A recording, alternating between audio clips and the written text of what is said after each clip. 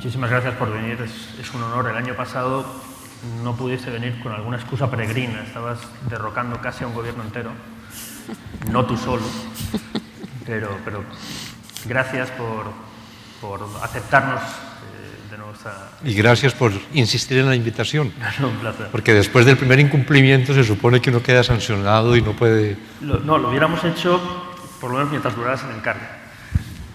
Y gracias, Claudia, también. El año pasado también nos quedamos con las ganas de poder tenerte acá, pero volvimos a insistir.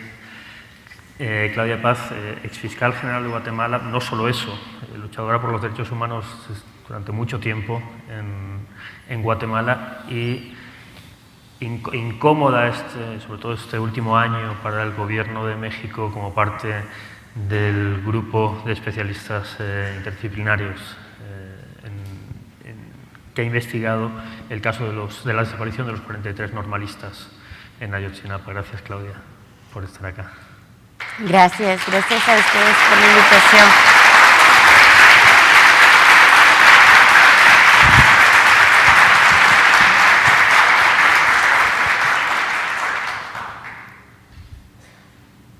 Es difícil entrevistar a gente a la que uno no tiene que sincerarse. No sé si lo van a considerar algún tipo de conflicto de interés, gente a la que uno admira.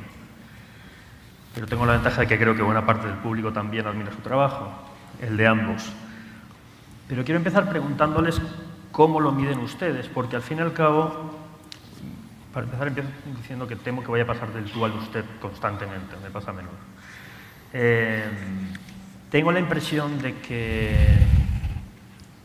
a Iván se le reivindica en Centroamérica, sobre todo de un año a esta parte, porque se le atribuye el mérito principal, y de eso vamos a hablar, de que un presidente en el cargo haya tenido que destituir por acusaciones de corrupción, como si tumbar a un presidente fuera la cota máxima de lucha contra la impunidad concretada en la corrupción. Y en el caso de Claudia, pasaste, digamos, volando por el imaginario centroamericano, no por tu larga trayectoria, sino sobre todo por un juicio. Por el juicio por genocidio contra Efraín Ríos Montt, que a pesar de que terminara siendo anulado en su sentencia, o en su desarrollo, ¿no?, en su sentencia, se convirtió también en un símbolo de hasta dónde la institucionalidad de un país que parecía pocos años antes derrotado en esas batallas era capaz de enfrentarse a sus fantasmas, ¿no?, a alguien que había sido un dictador y que en ese sentido también estaba hablando de la máxima concentración del poder político. Como si esa fuese la máxima cota también, ¿no?, por la que se puede medir el éxito de un fiscal en la lucha contra la impunidad. Me gustaría saber dónde miden el éxito en la lucha contra la impunidad. Es decir, si pensamos que es algo que tiene raíces profundas, vamos a empezar hablando de Centroamérica y sobre todo de Guatemala, pero luego pasaremos también a Colombia y a México. ¿Ustedes qué lo hacen? ¿Dónde miden el éxito en la lucha contra la impunidad?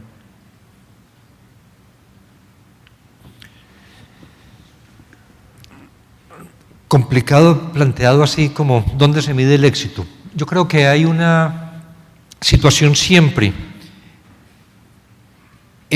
alrededor de la lucha contra la impunidad, y es ¿de qué manera es posible que una sociedad encuentre que la impunidad no debe ser lo normal?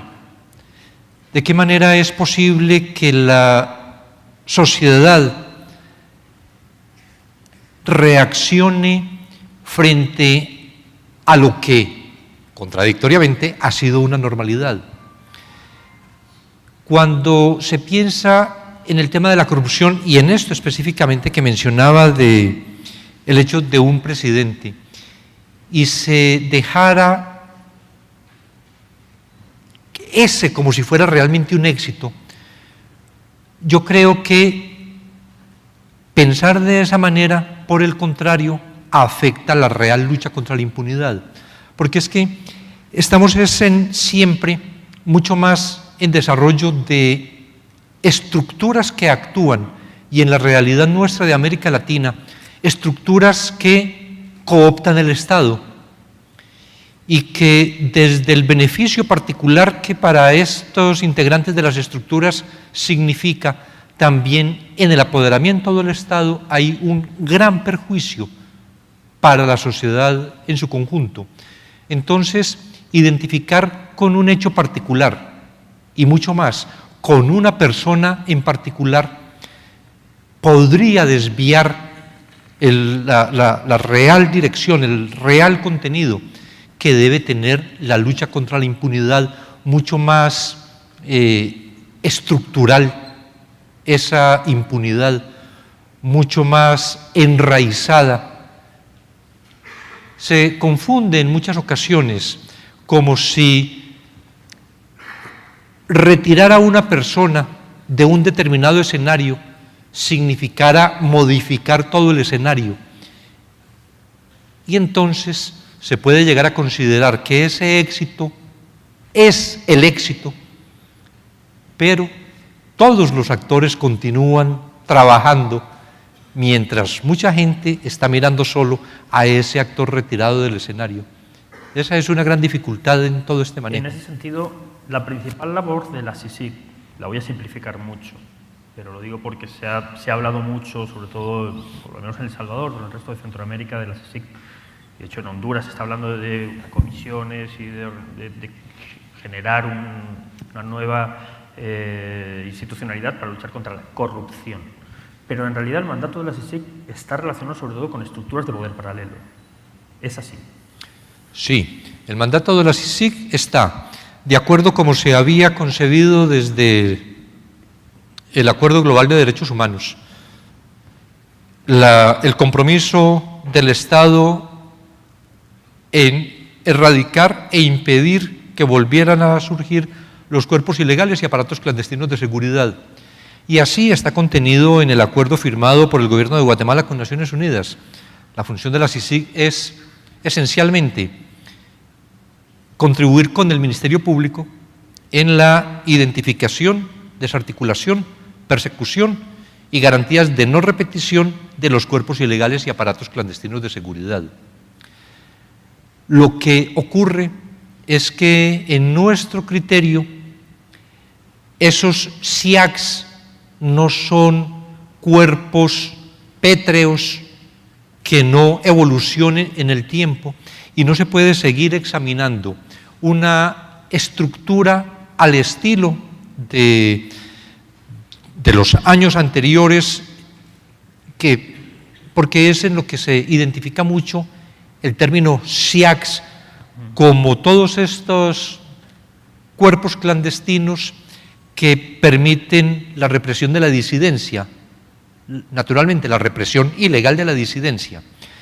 Entonces, no es estar todavía ahora buscando esas organizaciones de 30 años atrás que actuaban de una determinada forma ilegal, afectando cualquier expresión contraria a lo que se consideraba desde el poder la necesidad del unanimismo, sino de qué manera esas organizaciones han ido evolucionando en el tiempo.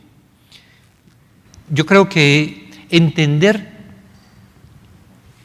esa evolución en el tiempo, que no significa modificar el mandato, permite actuar con mayor actualidad, permite realizar investigaciones por los problemas que están ocurriendo hoy y que son cometidos también por esos antiguos SIACs que en la evolución en el tiempo hemos venido identificando más bien como redes político-económicas ilícitas.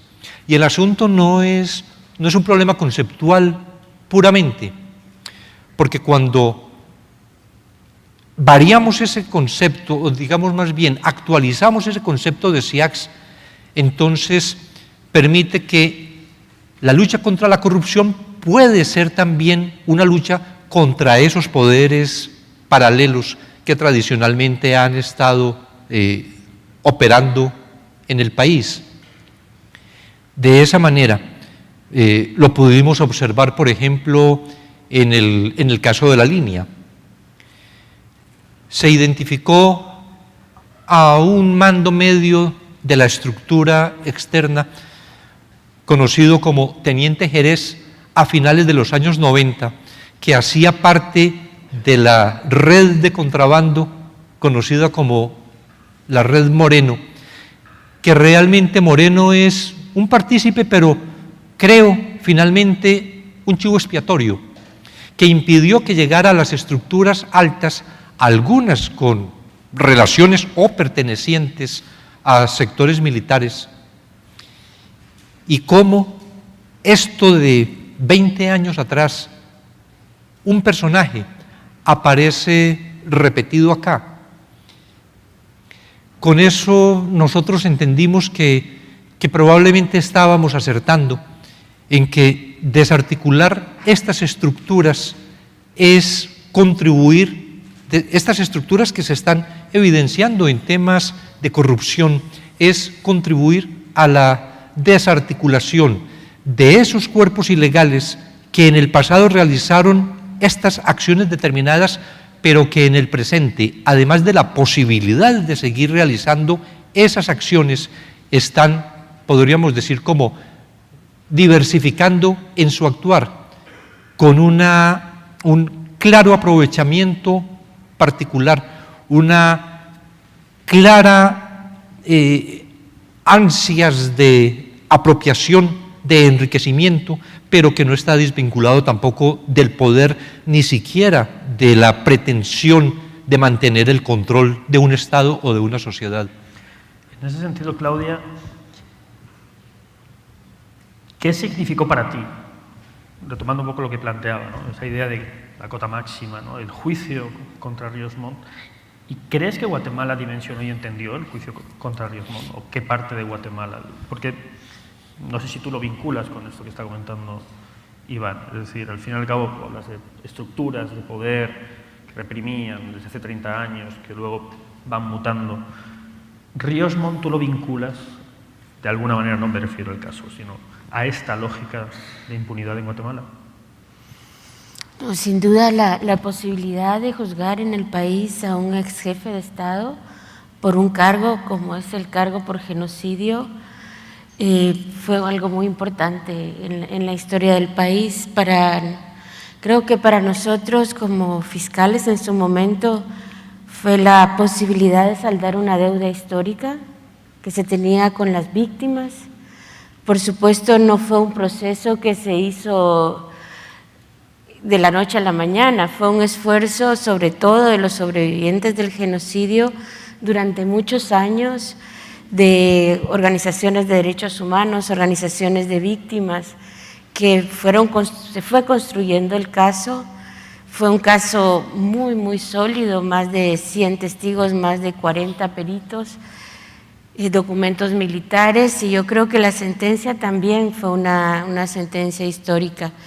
Creo que para las víctimas, sobre todo, la posibilidad del juicio, de la audiencia, de finalmente llegar frente al perpetrador, frente a Efraín Ríos Montt, narrar sus sufrimientos, decirle, miren, no somos personas, no somos animales, usted nos causó todos estos sufrimientos. Escuchar también al tribunal decir esto ocurrió, esto no puede ocurrir, esto es un delito y aquí hay una condena por este hecho, fue muy, muy importante, aunque posteriormente el juicio fue anulado. Y creo que también abrió brecha para nuevos casos que están ahora a punto de llegar a juicio. Pero cuando preguntabas cuál es el indicador de éxito, si fue el juicio o qué fue, y sobre todo viendo Guatemala, de la Guatemala de hace 15 años, para mí son procesos. Un caso no es un punto de llegada, son procesos. Y un indicador muy, muy importante fue, creo, cuando comenzaron a confiar. Cuando finalmente los ciudadanos en Guatemala recuperaron la confianza en las instituciones. Otro indicador muy importante, y es porque en Guatemala tuvimos un pico muy fuerte de violencia en el año 2009, alcanzamos 46 homicidios por cada 100,000 habitantes. Entonces las voces, muchas voces lo que decían era mano dura, reclamaban o justificaban ejecuciones extrajudiciales. Perdón, no puedo evitar adivinar que para muchos, al oír 46, se nos ha revuelto algo por las cifras en las que estamos ahora en El Salvador, que son superiores al doble.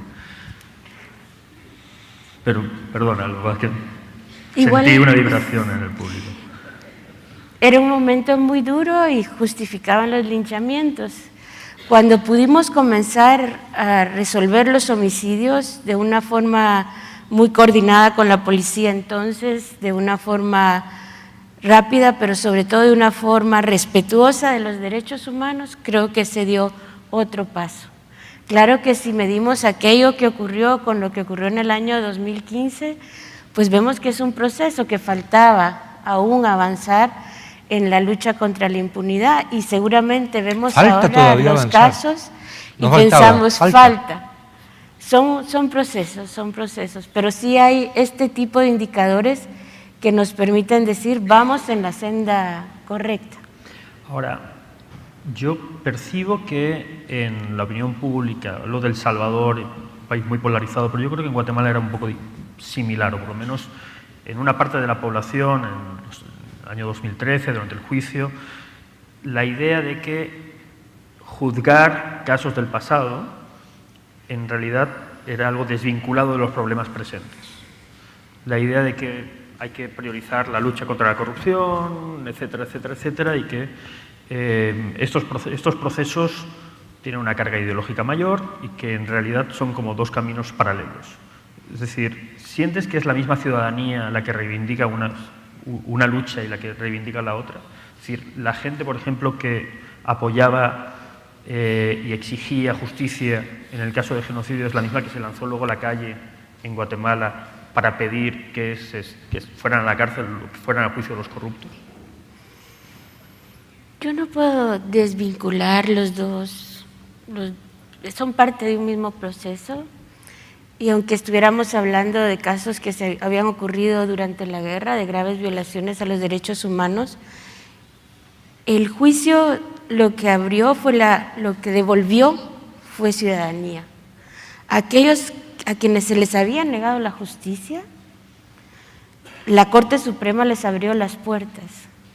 Y yo creo que eso cambió algo en Guatemala, sin duda, para ellos, pero para todos los otros ciudadanos. Y también un poder que parecía que no existía en el país, que es el poder de los fiscales y el poder de los jueces, se recuperó. Y justamente el mismo juez que envió a juicio al ex jefe de Estado Efraín Ríos Montt es el juez que luego envía a juicio, creo que en ese momento aún era presidente, al presidente Otto Pérez Molina, Miguel Ángel Gálvez. Creo que el caso por genocidio lo que abrió fue esa posibilidad de que los fiscales y jueces se sintieran con ese poder, y también rompió con la idea de que habían personas que estaban más allá del Estado de Derecho y que estaban por fuera de la ley. En los dos casos, todo el trabajo que hiciste tú en la Fiscalía, con apoyo además en aquel momento ya de la SESIC, aunque fuera un comisionado diferente, se enfrentó a un poder que tiene un valor simbólico tremendo y que tiene un poder real tremendo en países como Guatemala, en países como los centroamericanos, que es la presidencia de la República. ¿Cómo se construye fiscalía? ¿Cómo se construyen instituciones cuando no se cuenta con el respaldo del que simbólicamente en nuestros países parece ser el gran poder, que es el Ejecutivo?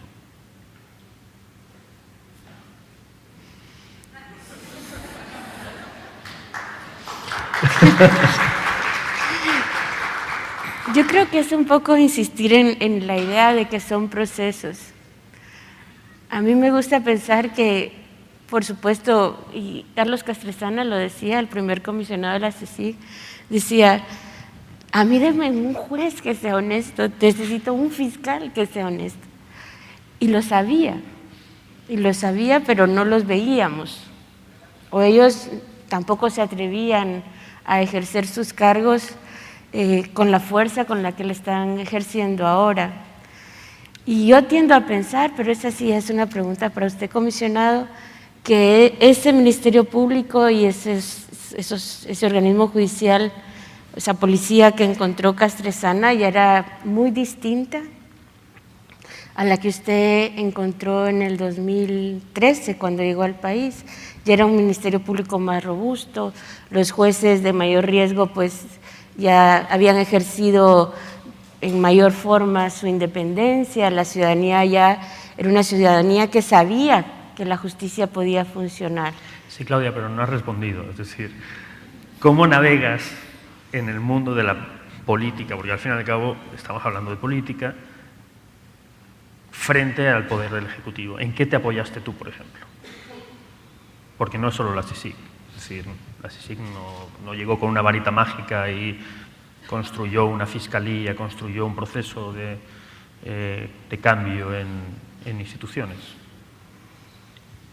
¿Dónde estaban las raíces? ¿En qué te apoyabas? ¿O en qué a mí se no me apoyaba tocó un ese proceso? presidente en funciones, ¿verdad? Eso le toca responder al señor comisionado, pero en casos muy difíciles, muy delicados, con una estrategia de comunicación muy fuerte, con sectores sociales que en el caso del juicio en contra de Efraín Ríos Montt habían reclamado la posibilidad de que se juzgara en el país las graves violaciones a derechos humanos.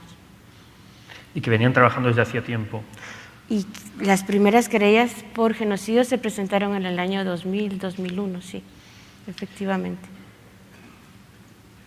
¿Cuál crees que es la clave para que esa sociedad civil se mantuviera viva, se mantuviera activa, cuando parece que casi no se le daba agua, al menos desde el Estado, desde las instituciones? ¿Cómo se mantuvo viva el reclamo? El reclamo y la sociedad civil, es decir, las organizaciones de sociedad civil relacionadas con investigaciones de casos, relacionadas con... O sea, hay organizaciones muy fuertes de sociedad civil que sustentaron la acusación, que hicieron un trabajo de recogida de información, que venían trabajando, como tú dices, desde hace muchos años. Yo creo que las organizaciones de derechos humanos, por supuesto, hicieron un trabajo de acompañamiento muy importante, pero quienes mantuvieron vivo el reclamo por justicia fueron las víctimas, fueron los sobrevivientes.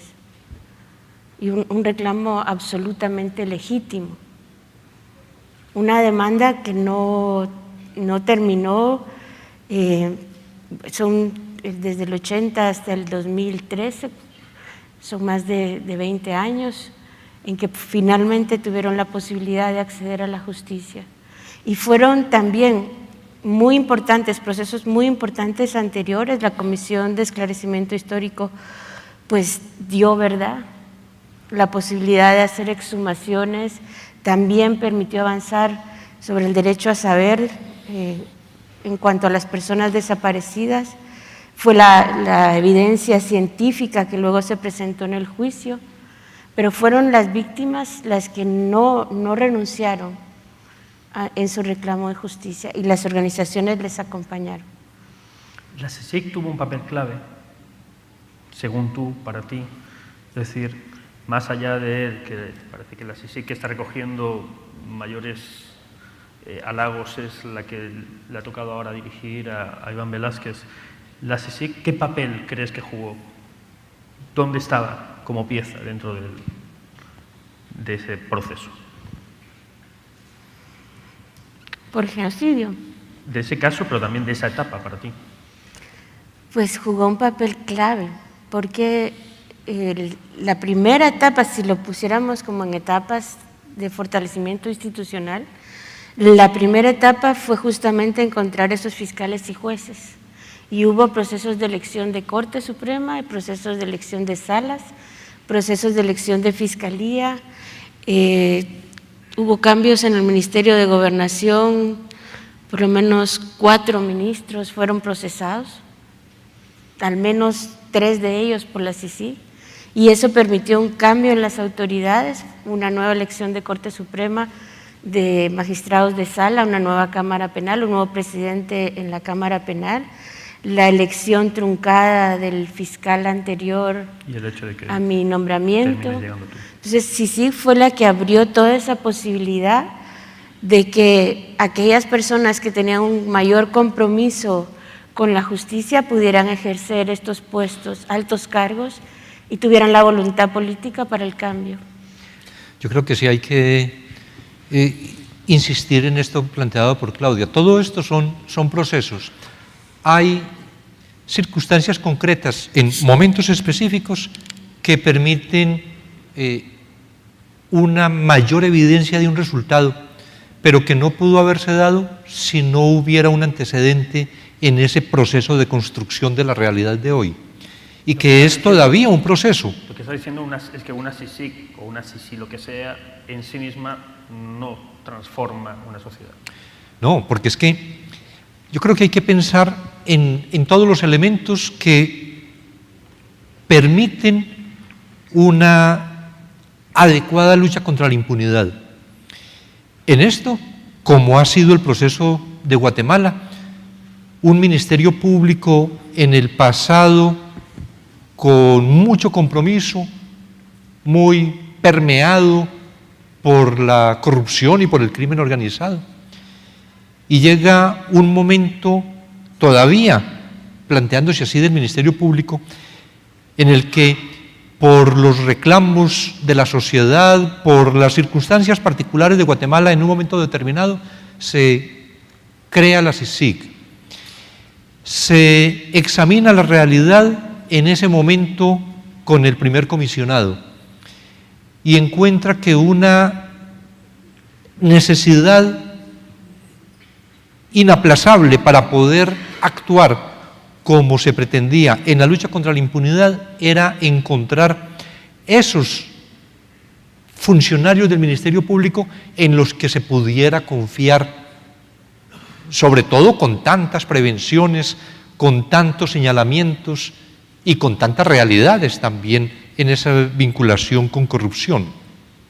Y entonces se celebra el convenio, un convenio que se mantuvo después cuando Claudia, que se mantiene ahora con Telma Aldana, un convenio que permite la creación de una llamada ahora Fiscalía Especial contra la Impunidad, una sección de la Fiscalía en la que se vinculan funcionarios del Ministerio Público de confianza para el trabajo conjunto con la CICIG.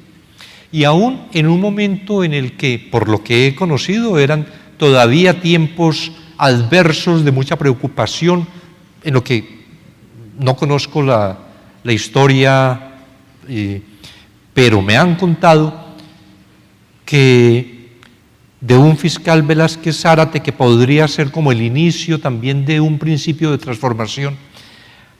Luego viene Claudia Paz y Paz a actuar mucho en ese proceso de consolidación de un ministerio público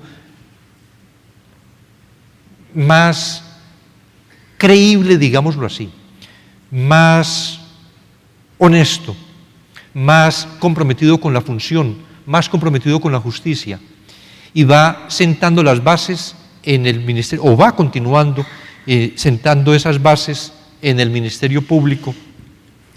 Y paralelamente, por el lado de la CICIG, pero no la CICIG por sí misma, sino la CICIG con el Ministerio Público, la CICIG con la sociedad guatemalteca, examina la realidad y encuentra que es necesario no solo contar con ese grupo especial de Ministerio Público, sino que es necesario también que haya unas leyes adecuadas que permitan la lucha contra el crimen organizado.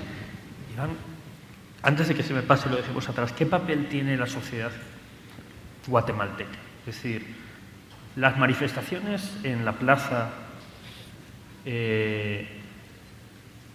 sustentaron a la CICIG alimentó o ayudó, hizo posibles esas manifestaciones? Es decir, ¿cuál es la relación? Yo creo que en esto hay una gran interrelación. Cada evento, cada circunstancia apoya otro evento, otra circunstancia, y todo se interrelaciona de manera que es posible una cosa porque está la otra, y que tal vez la historia hubiera sido distinta si no se hubieran conjugado todas esas circunstancias. ¿A ti te ayudó la calle? Bastante, porque es que es este problema. El Ministerio Público, por sí solo, en una realidad como la de Guatemala, ha tenido la gran dificultad por los poderes paralelos que están siempre presionando para impedir que pueda actuar con absoluta libertad en lo que es su tarea de persecución de la criminalidad, de la lucha contra la impunidad. Ese Ministerio Público encuentra de pronto un respaldo en la actividad de la CICIG, que tiene una garantía de la mayor posibilidad de independencia, de poder estar mucho más ajena a la CICIG a la posibilidad de presiones, de factores de poder, porque tratándose de una organización como esta, de carácter internacional, sin vínculos con ningún sector de poder en el país, entonces puede desarrollar con absoluta independencia su función. Y esto, unido a la capacidad técnica que se tiene para desarrollar investigación criminal, entonces va sirviendo de apoyo, de aliento, de impulso al Ministerio Público, que va permitiendo que personas comprometidas con la función, que antes por el temor, no por falta de capacidad, sino fundamentalmente por el temor, por todas las presiones ejercidas, se sienten muchos funcionarios entonces como arropados, podríamos decirlo así, acuerpados, y continúa en la actividad conjunta. Se desarrollan investigaciones que afectarían, como finalmente afectaron a un poder actual en ejercicio, un gobierno en ejercicio, pero se despierta ese interés ciudadano en los asuntos públicos y entonces participa en las manifestaciones, y lo que podría haber dado lugar a una reacción dura desde el gobierno contra el Ministerio Público, una destitución, por ejemplo, de la fiscal general o una terminación del convenio con la CICIG, de manera que en 30 días la CICIG tenía que cerrar en el país. Eso que podría ser una reacción del gobierno se ve frenada por toda esa gran manifestación permanente de la sociedad, pero simultáneamente continúa el Ministerio Público presentando casos y la sociedad sigue reaccionando y se concentran los sábados en la plaza 22 semanas, y casi que cada semana también Ministerio Público con CICIG mostrando cuál es la realidad de un Estado penetrado por la corrupción, de un poder cooptado, y entonces la sociedad continúa reclamando, y ya no solo justicia, sino que se reforme ese Estado, y entonces se plantean reivindicaciones públicas, encuentran que en el tema electoral, por ejemplo, es necesaria una profunda reforma y reclaman que la ley electoral y de partidos políticos se adapte a estas nuevas condiciones de participación política ciudadana. Todo esto en una, insisto, interrelación de tal naturaleza que es muy difícil en este momento decir qué es lo determinante.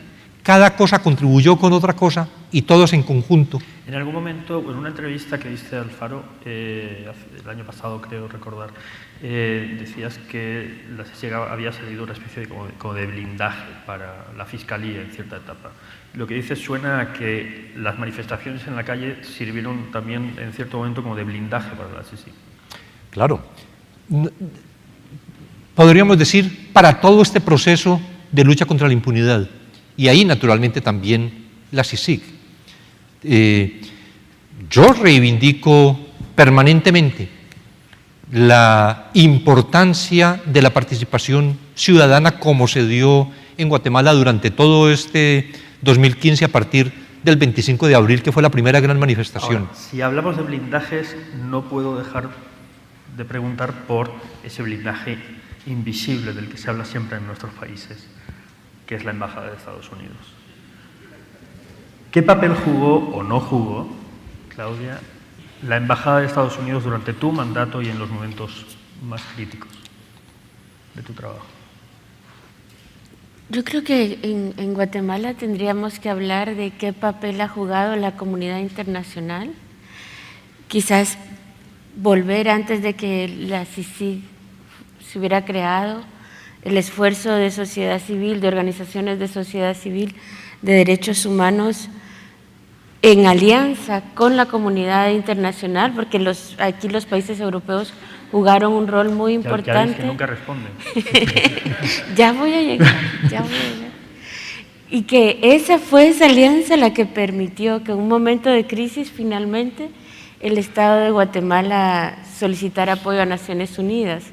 Y esa comunidad internacional, que son quienes apoyan a CICIG, no ha desaparecido de la escena y ha seguido con ese rol de acompañamiento y ese rol vigilante. En el caso particular de la Fiscalía, con la Embajada de Estados Unidos, la relación era mucho más estrecha porque las investigaciones eran transnacionales. Nosotros teníamos ya un acumulado de capos del narcotráfico que habían sido solicitados en extradición por Estados Unidos y que se fueron prácticamente, la mayoría de ellos fueron detenidos y ya fueron extraditados. Entonces era una relación muy intensa de investigaciones conjuntas en relación al narcotráfico y en relación al lavado de dinero. Yo creo que siempre esto del poder que se le atribuye a Estados Unidos desconoce también de una realidad, inclusive en la situación del año pasado y lo que significó finalmente la renuncia y el procesamiento del presidente Pérez Molina. Y le escuchaba hace unos meses a Helen Mack en Ginebra. A quien tenemos aquí, por cierto. Hola, Helen. Ella narraba un episodio que no voy a mencionar ahora, pero que mostraba exactamente cómo lo que CICIG con el Ministerio Público venía impulsando en un momento específico de la historia de Guatemala del 2015, no consultaba los intereses que públicamente había expresado Estados Unidos. Y sin embargo, continuamos con esto porque entendimos que esto era lo que correspondía para el momento. Hay una identificación en el discurso en cuanto a lucha contra la corrupción.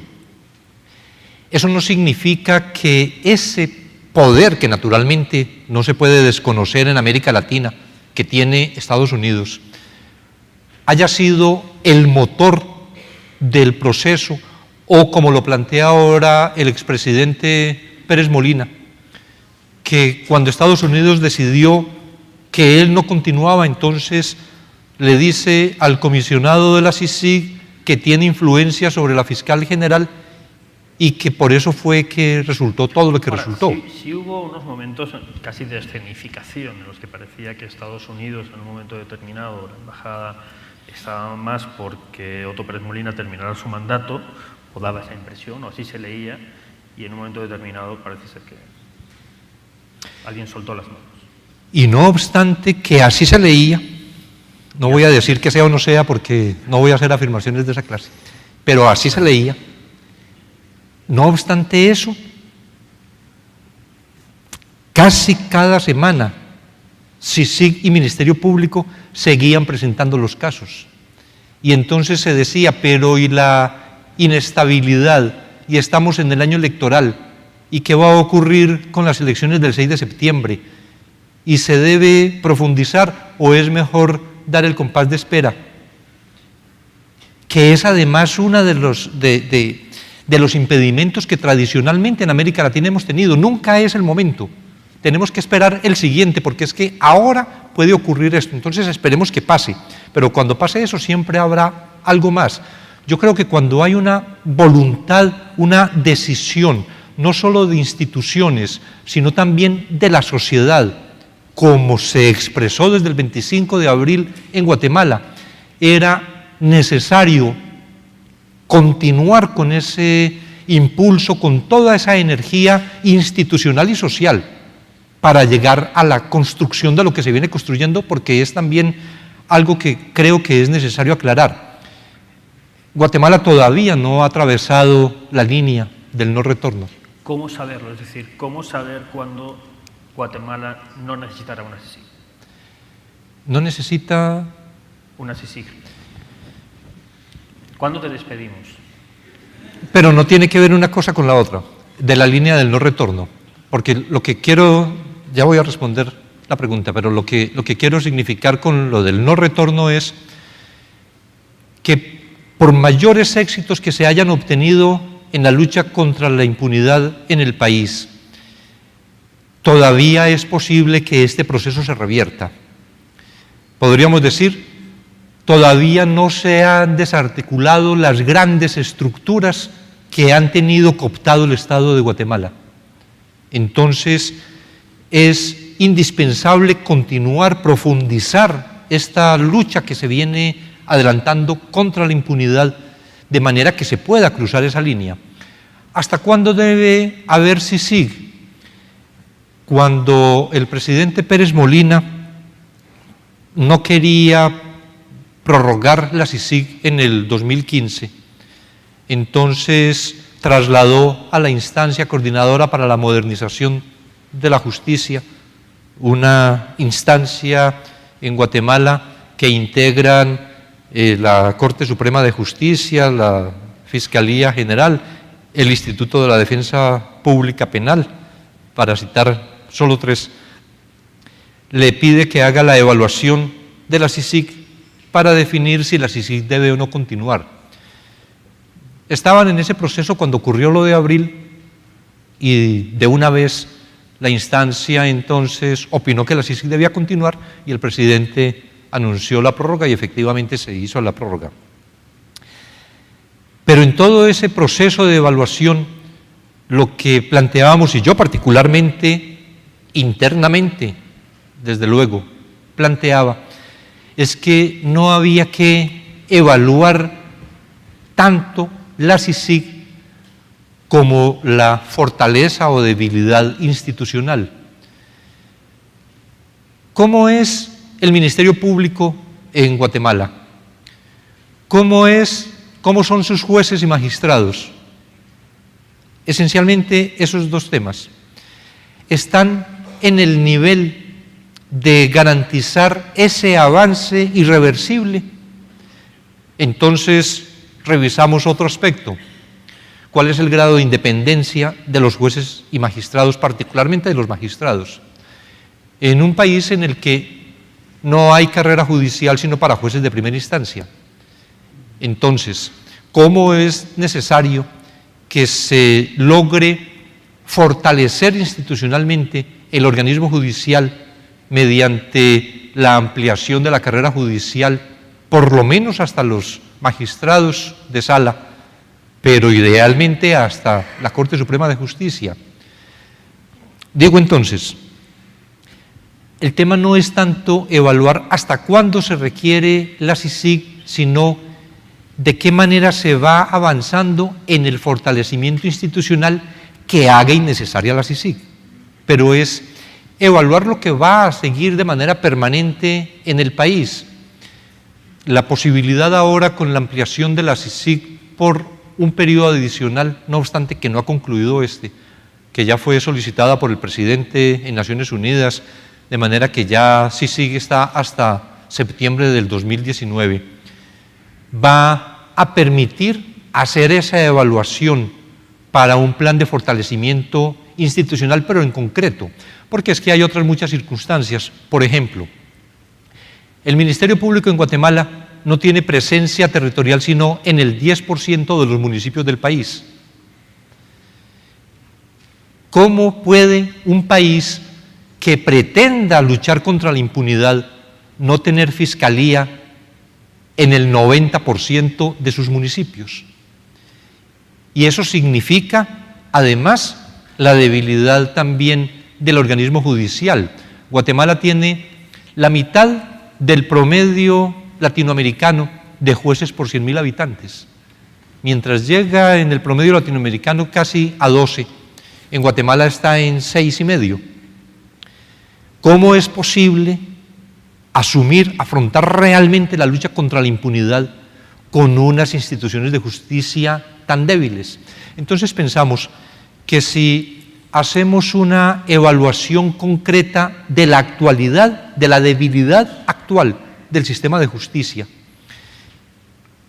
y empezamos por ampliar la cobertura y que se haya con indicadores medibles de fortalecimiento gradual de las instituciones, hasta que casi que por sustracción de materia. Ahí sí para rato. Depende de la voluntad del país, porque hay circunstancias, por ejemplo, el tema de impuestos. Sí, bueno, ese es un tema complicado, entonces no digamos el tema de impuestos, digamos el tema de recursos.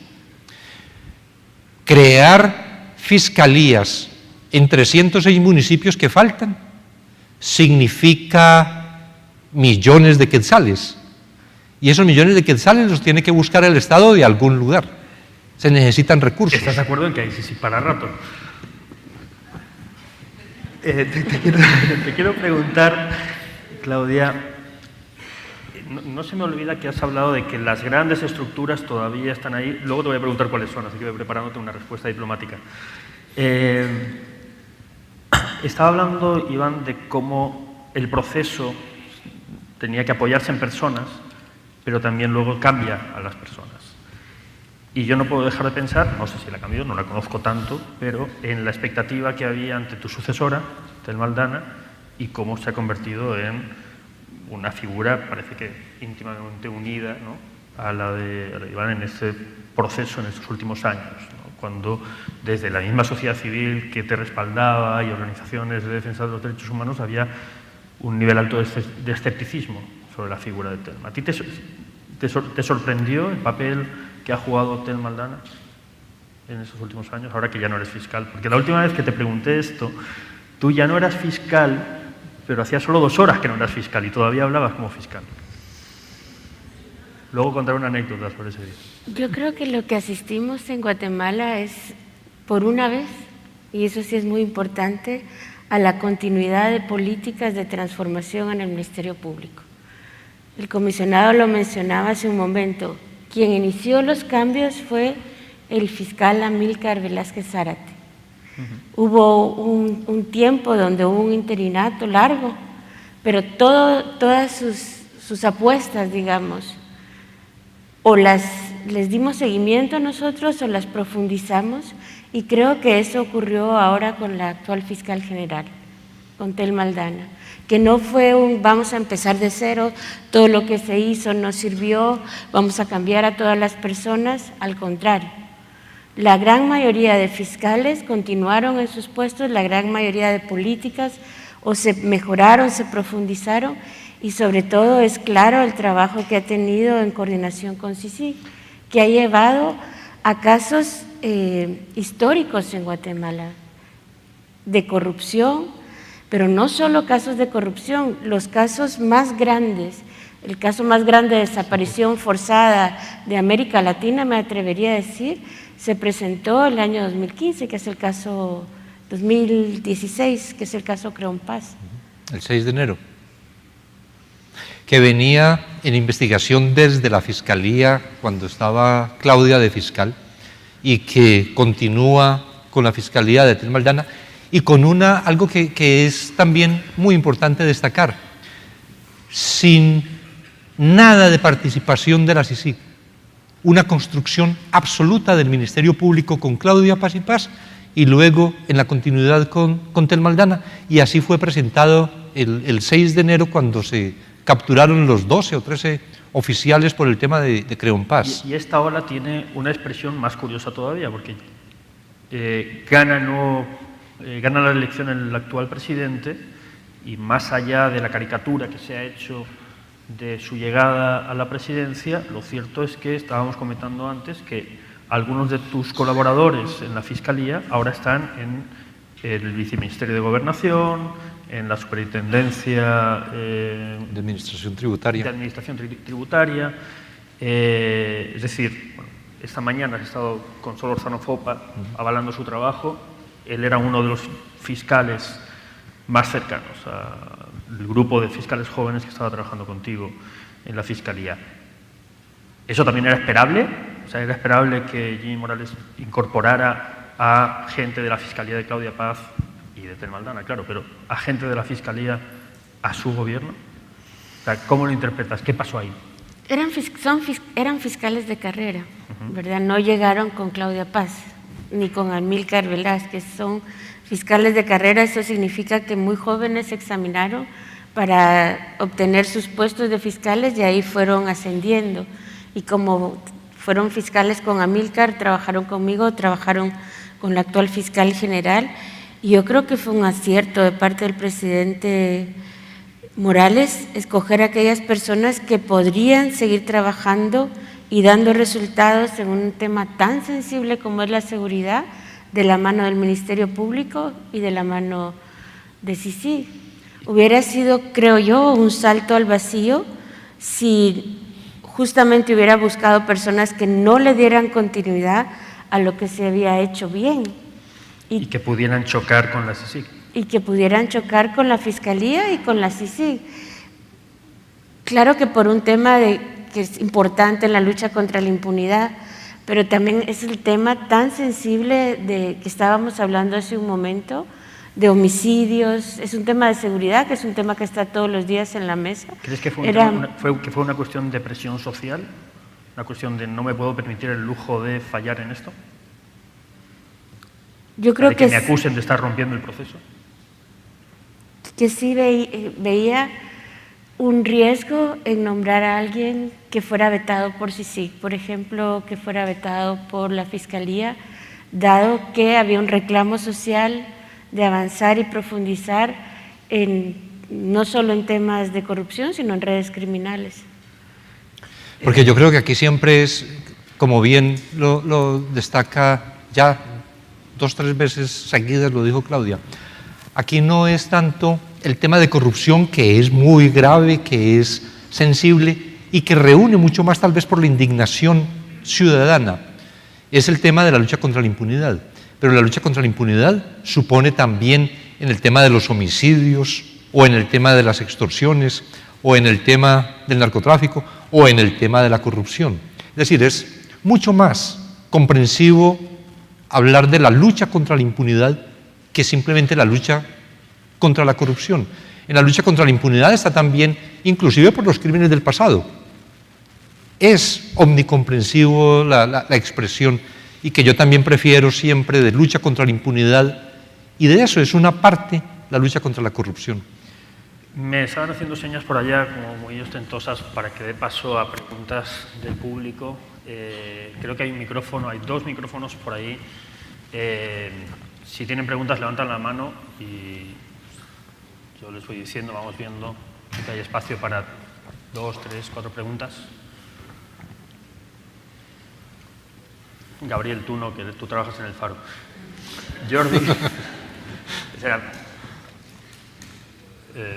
Bueno, parece que van primero por allá, no me hacen ni caso, pero luego vas tú, Jordi.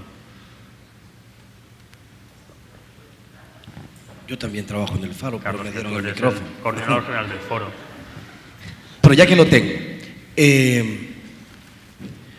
aquí hay una duda muy generalizada en El Salvador, que tiene que ver con la posibilidad de usar el modelo Sisi como instrumento aplicable al resto de países centroamericanos. ¿Podrían ustedes hacer un resumen conciso de qué señales debe presentar a un país para que sea obvio que necesita ese tipo de instrumentos auxiliares, como CICIG, por ejemplo? ¿Cuáles son esas señales claras o esas características que presenta un país, que presentó Guatemala, por ejemplo, para que hiciera obvia la necesidad de un instrumento auxiliar como CICIG? Claudia. Yo creo que la señal más clara en Guatemala de que era necesario un actor externo que ayudara a transformarse el sistema de justicia era la cooptación del sistema de justicia por el crimen organizado. Cómo las redes criminales habían cooptado fiscales, habían cooptado policías, habían cooptado parte incluso de la judicatura. Esa debilidad, esa infiltración, podríamos decir, era la que hacía necesaria a este actor externo que ayudara, que la palabra no me guste, pero que ayudara como la depuración del sistema para permitir que aquellos funcionarios que sí estaban comprometidos con el Estado de Derecho y con la legalidad pudieran hacer su trabajo. Y justamente lo hemos visto y durante los 10 años de permanencia de CICIG en Guatemala, y lo seguimos viendo, cómo actuaban esas redes de la impunidad que incluían fiscales, jueces, policías, bufetes dedicados al tráfico de influencias. Y en el país, si bien se ha avanzado, como señalaba el comisionado hace un momento, aún no se han tocado las redes más grandes de impunidad. Sí.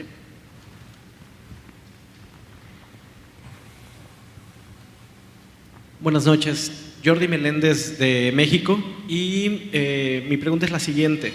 Iván mencionaba hace un momento que quizás si el gobierno de Guatemala hubiera querido, hubiera podido frenar o sacar a la CICIG, pero fue la presión popular la que la mantuvo ahí. Mi pregunta quizás sería más dirigida a Claudia, a partir de el trabajo que tuviste en el grupo interdisciplinario de expertos. Las manifestaciones más fuertes en México alrededor del caso Ayotzinapa se dieron en 2014, en octubre, noviembre del 2014. ¿Crees tú que si hubiera habido ese tipo de manifestaciones populares en 2015 y parte de 2016, cuando ya estaba el GIEI operando en México, se hubiera podido mantener, o definitivamente estamos lidiando en México con un sistema gobierno como el priista que sabe cómo mantener esas presiones a raya, e igual se hubiera ido el grupo?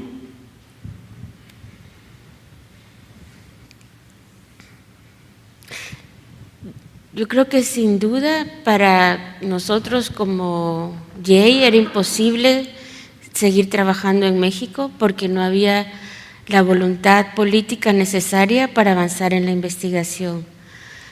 Creo que en Guatemala sí, quizás en un primer momento de parte del sistema de justicia no tenía esa mínima voluntad, pero luego con el primer cambio de fiscal general, cuando sale Juan Luis Florido y llega Amílcar Velázquez Zárate, con altas y bajas tuvo espacios de institucionalidad con los cuales trabajar. ¿Cuánto habría apoyado la presión social para abrir esa voluntad?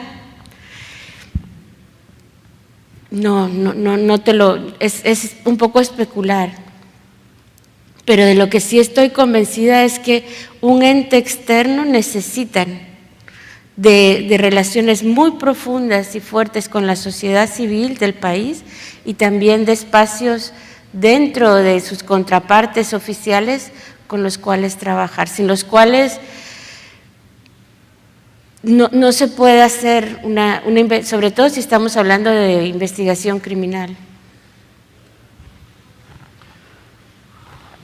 Hola, para Iván. Claudia. ¿Qué papel jugaron los medios de comunicación durante su gestión desde todo 2014-2015? ¿Y qué papel deben seguir jugando en Guatemala? Y la segunda, para los dos, ¿puede replicársela si sigue en Honduras, en Panamá, El Salvador, Nicaragua? Gracias. Creo que el papel de los medios de comunicación se puede examinar en diversos escenarios. Cuando a partir de investigaciones que se realizan por medios de comunicación o de información sobre ciertos hechos que van ocurriendo en la realidad, que van generando en la población un determinado sentimiento, y aquí fue muy evidente en Guatemala, cuando los meses anteriores a abril hubo un escandaloso caso de corrupción, el del lago Amatitlán, que se pretendía casi que descontaminar un gran lago, un extensísimo lago, con aerosol. Y la gente se fue indignando y había de manera permanente, a través de los medios de comunicación y en las conversaciones entre las personas, y fomentando además, siempre cubriendo los medios de comunicación, lo que sucedía en este proyecto que lideraba la entonces vicepresidenta.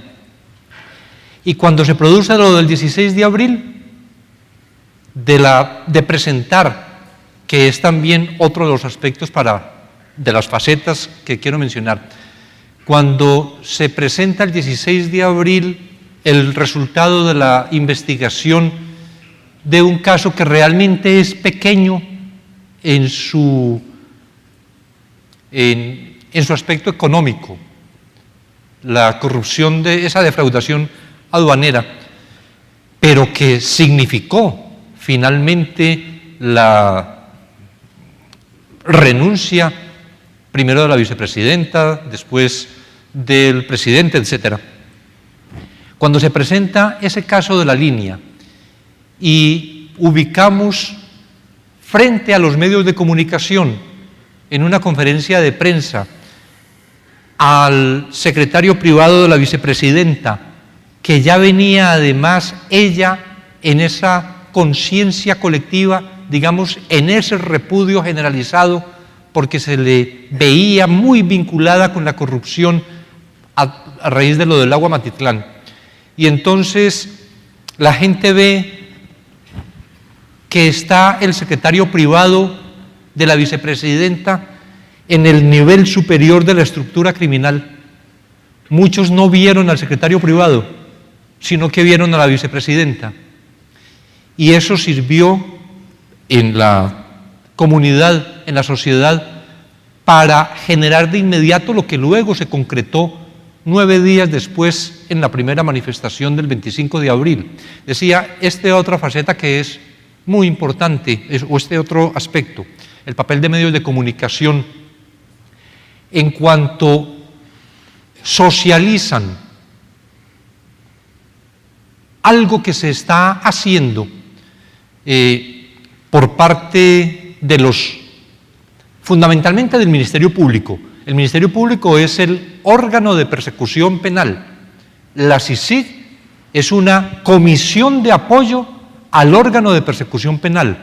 La CICIG no sustituye al Ministerio Público. Y yo creo que en eso siempre tiene que haber una claridad, y también una claridad social. No es que aparezca un superpoder internacional que se impone sobre el órgano de persecución nacional, sino que complementariedad, no sustitución. Y entonces, cuando transmiten los medios de comunicación, por ejemplo, las audiencias, Desde el 16 de abril, canales de televisión, periódicos, emisoras, transmitiendo directamente lo que estaba sucediendo en la audiencia de primera declaración de esos primeros capturados con el caso de La Línea, y va generando además en la población, de un lado, como una conciencia de la realidad que impulsa a participar como participó, y que va casi que en un proceso de retroalimentación. Sirven mucho los medios de comunicación cuando hay debilidad o flaqueza, o se logra que los poderes paralelos en un determinado momento frenen o pretendan frenar alguna actuación, o cuando, como ha ocurrido también con jueces y magistrados, que hay algo sometido a su consideración y ese temor siempre latente en el país que de pronto los jueces o magistrados no actúen debidamente, y está los reflectores, los medios de comunicación con los reflectores puestos sobre la actuación, ya no solo del organismo judicial, ya es inclusive del Ministerio Público y de la CICIG. Es decir, esto que puede generar a partir de los medios, pero que puede generar algo que yo creo que es indispensable en los procesos de construcción de democracia en los que estamos empeñados en América Latina, y es una veeduría permanente de la sociedad sobre las acciones de sus autoridades, una participación permanente y cada vez más amplia de la sociedad en los temas del Estado, en los temas públicos, y en eso tiene un papel determinante los medios de comunicación. Ahora, también estabas hablando entre líneas de la estrategia de comunicaciones de CICIG, de cómo decíais sin decir, con una sola fotografía. Sí. Sí. Claudia. Sí, yo creo que los medios tienen un papel fundamental, sobre todo el periodismo independiente, pero también creo que en estos procesos pueden jugar un papel que más que aclarar, confunde. Por la experiencia reciente en México, por supuesto que hay periodismo independiente y medios comprometidos con la verdad y con el deber de informar, pero también había esa sería una pregunta y una reflexión de cómo pueden, en estos casos donde es tan importante el esclarecimiento de la verdad, si se lanzan historias que se dicen medio dichas y medio dejadas de decir, verdades a medias, cómo en lugar de abonar a la verdad pueden llegar a confundir. Y también otro papel que no es pero que también puede ser muy perjudicial, cómo pueden hacer eco de campañas de difamación, de desprestigio, etcétera, que tienden a atacar al mensajero para desacreditar el mensaje, poco abonan al esclarecimiento de la verdad o al avance de la justicia, y tienden también a polarizar. ¿Estás conmigo o estás contra mí? En México pasaba mucho yay, anti-yay, y en Guatemala durante el caso de genocidio también ocurrió esa polarización y esa difamación, podríamos decir, de muchos de los funcionarios que estuvimos alrededor del proceso de genocidio. Una última pregunta. Aquí. No sé. Aquí. Aquí. José Luis. No veo. Aquí. Perdón, me decían allí. Sí, este tema de una comisión similar a la de Guatemala, a la CICIG, es algo que nos apasiona a algunos salvadoreños y a otros no. El problema, me decía alguien de Guatemala, es que allá no existe una polarización izquierda versus derecha. porque tampoco hay partidos políticos de esa índole. Entonces decía, mira, ustedes cuando piden una CICIG, inmediatamente, tú sos antigobierno. El gobierno a su vez interpreta que una CICI es, no CICI, una CICI es, como la llamamos acá, vendría a ser contra el gobierno y que va a ser para darle un golpe de Estado al gobierno, para votar al gobierno. Entonces el problema que yo siento es que en un país donde hay dos fuerzas polarizantes, nadie se atreve a dar ese paso porque inmediatamente lo mandan al otro lado del espectro. No sé si estoy siendo claro. ¿Cómo se puede? Porque la comisión tiene que trabajar con la sociedad, con el apoyo de la sociedad, no solo de algunas instituciones del Estado, sino que con el apoyo de ese tejido social. Pero ese tejido social está totalmente dividido. Entonces, si queremos una CICI, inmediatamente somos de derecha, porque queremos votar el gobierno de izquierda. La corrupción, señores, tenemos que entenderla, creo yo, como un problema nacional que no tiene colores ni de izquierda, ni de derecha, ni banderas, ni nada. Es un problema que nos está carcomiendo, es un cáncer, pero tenemos que comenzar a definirlo de esa manera, y esa creo que sería una labor de la prensa. A eso quería ir. No había una pregunta, entonces. ¿Queda espacio para una pregunta? Creo que es sobre el mismo tema, fuera del respeto y la admiración por la labor que usted está realizando, que vuelve la capitanía a mostrarnos su liderazgo, ¿verdad? Pero yo quería hacer una consulta. Estamos hablando de los éxitos de ahora, pero la historia de los años desde que se crea la CICIG, que yo me acuerdo perfectamente, que vista como un poder que no, y todo lo que ha pasado hasta que ahora la sociedad se identifica con ella y ayuda a conseguir esos datos. No hay duda que al poder de diferentes tipos de poder, tanto económico como político como social, no le interesa la siguiente. ¿Para qué le va a interesar? ¿Para qué va a interesar que se evidencien los desórdenes que han logrado mantener callados? Acuérdense de que desde que este mundo cada día más, el planeta se vuelve verdaderamente es una aldea cósmica, ya empezamos a saber un montón de cosas que antes no podíamos saber, y nos podemos enterar sin ninguna otra condición. Mi pregunta es, ¿cuáles son las premisas necesarias en base de la historia de la misma CICIG de poder haber llegado a estos resultados? ¿Cuáles serían las claves que había que plantear? De hecho, Iván te preguntaba antes, Claudia, ¿cómo hizo Colombia, por ejemplo? ¿Cuáles son las claves?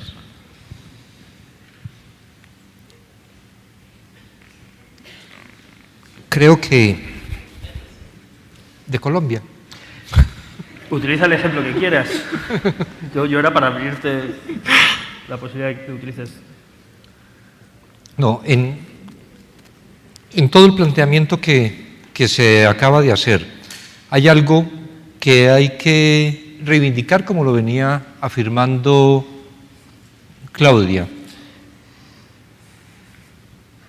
Todo esto es un proceso, no es todo lo que ahora se está logrando con la contribución de CICIG tiene un origen, y es un origen que no fue el 2015, ni el 14, ni el 13.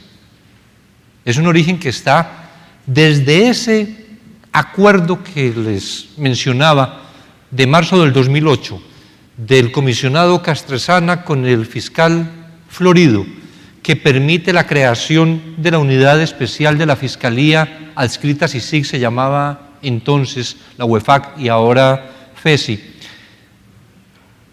La necesidad de dotar de, podríamos decirlo, como de una base legislativa que que permitiera desarrollar la lucha contra el crimen organizado. El establecimiento de la Unidad de Métodos Especiales en Guatemala hace apenas, ¿cuánto? 6 años. 6, 7. 2010. 2010. Todo eso son pilares que han permitido la construcción, son columnas que han permitido avanzar en la construcción que todavía no está terminada. Hay siempre una pregunta, y ya se deduce de la última, pero también ha quedado planteada, y es en cuanto a la posibilidad de una comisión como CICIG en otro país. Yo creo que lo que hay que examinar es cuál es la necesidad concreta de cada país.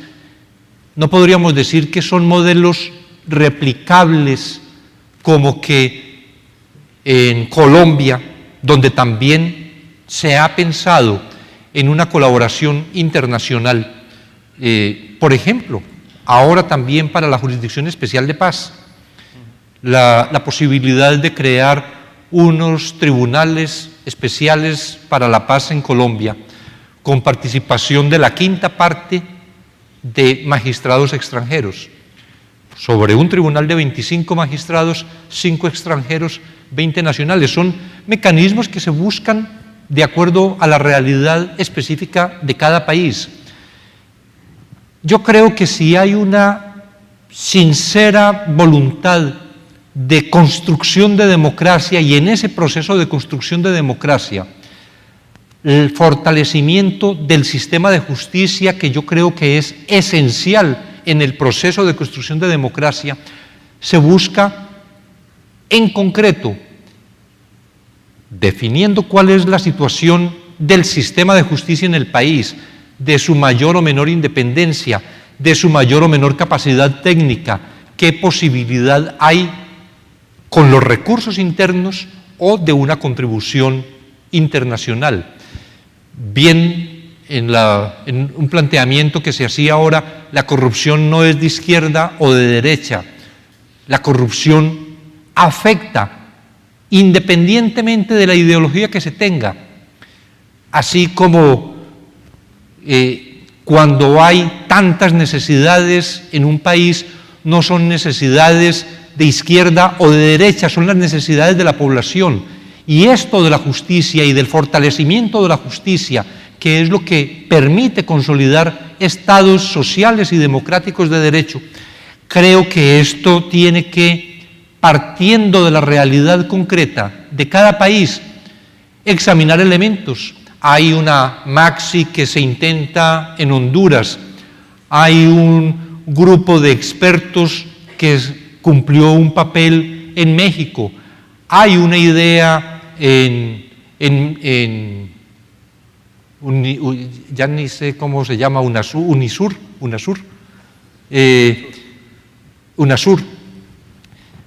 una idea de creación que ha propuesto el actual secretario de UNASUR, de creación de una fiscalía que sirva para todos estos países en unos temas específicos que permita luchar contra la corrupción. Lo que importa es tener esa voluntad de la lucha contra la impunidad, de la lucha por la consolidación de un sistema de justicia independiente y eficiente. Y ya lo otro de los mecanismos es en lo que cada país, mirando experiencias internacionales, podría pensar que puede contribuir. Creo que una importancia grande para destacar en Guatemala es que no se concluyó finalmente en una comisión como esta que debilitara la institucionalidad guatemalteca, sino por el contrario que contribuyera a su fortalecimiento. De ahí esto de expresar en el convenio de constitución de la CICIG, que es un organismo de colaboración, de apoyo, no de sustitución, que no tiene la titularidad de la acción penal, que no puede solicitarle a los jueces limitar las garantías fundamentales porque ese es un papel que le corresponde al Ministerio Público. La CICIG no realiza allanamientos, no puede acudir ante el juez a pedir una orden de interceptación telefónica. Ese es un papel que cumple el órgano persecutor guatemalteco.